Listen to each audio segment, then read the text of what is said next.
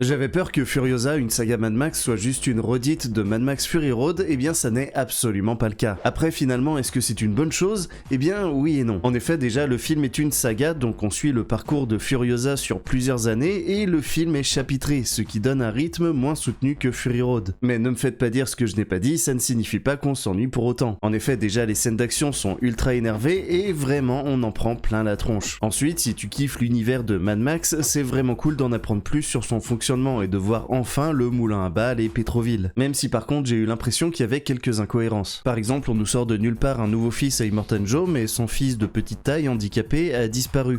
J'ai trouvé ça un petit peu bizarre. Mais bon, si on chipote pas trop, on va dire que ça passe. Par contre, puisqu'on parle d'Immortan Joe, j'ai un petit peu regretté que le personnage de Chris Hemsworth le démystifie quelque peu du fait que c'est ce dernier qui devient le méchant principal dans ce film. Oui, parce que je l'ai déjà dit, mais je suis très fan d'Immortan Joe, hein, d'ailleurs ça se voit sûrement un petit peu, et pour moi c'est un méchant qui a le potentiel d'un Dark Vador et qui mériterait d'être bien plus mis en avant. Mais bon, après ça n'enlève rien au fait que Dementus, le méchant interprété par Chris Hemsworth, est vraiment très cool. Disons que c'est un méchant digne de l'univers Mad Max, vicieux, dérangé et tout ce qu'il faut. Après, en ce qui concerne Anya Taylor-Joy, eh bien j'aime beaucoup cette actrice, mais je suis toujours pas convaincu que c'était le meilleur choix pour le rôle. Alors pour conclure, Fury Road reste pour moi un chef-d'œuvre inégalable, là où Furiosa serait plus un bon spin-off pour les fans de l'univers. C'est pour cette raison que ça n'est peut-être pas un coup de cœur, mais ça n'empêche que je valide très largement cette saga Mad Max.